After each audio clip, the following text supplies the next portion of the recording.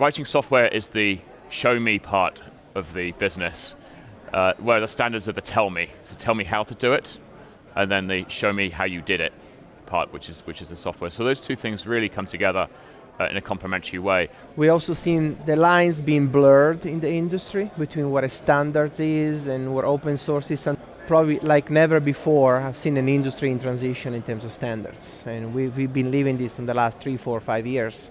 And I don't think it's over yet. What we learn is that actually open source is not a product.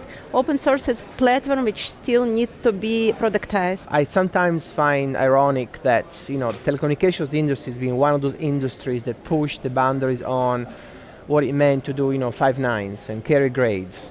Think of the carrier grade term, right? And now you're moving in a world that says open source is going to solve the problem. Obviously, I think it does from an innovation perspective, but then you need to have a very well-engineered solution if you want to run a network in production. Getting those things out of the labs and into the live networks, that's been the hard bit, the operationalizing, the hardening, the scaling, and those are the things, to Gabriel's point, that's not the sexy part of the industry where you've got to do the debugging, you've got to do the fixing. And yet that's the most important part. As we've seen the deployments from the customers that we have take place, if you don't deploy it, you don't learn. And that sounds like a very obvious thing to say, but just testing in the labs and saying, well, maybe it's ready, maybe it's not, I don't know. And so you have to get out there and actually do it. Everyone is looking ahead in innovation, but everybody is actually trying to consolidate their operation aspects, which will allow them to innovate and accelerate.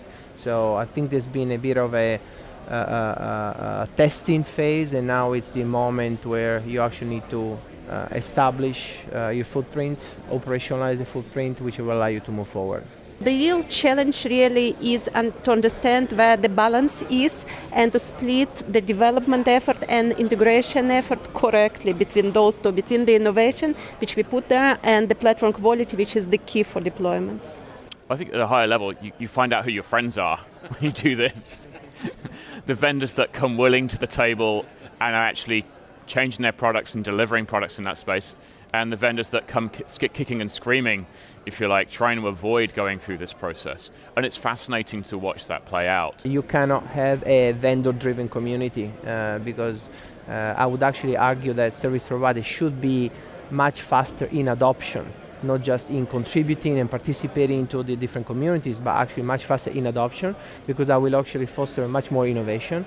Service provider by service provider have realized that they have to bring innovation back in-house. It's almost like they've outsourced too much, and they've outsourced their future.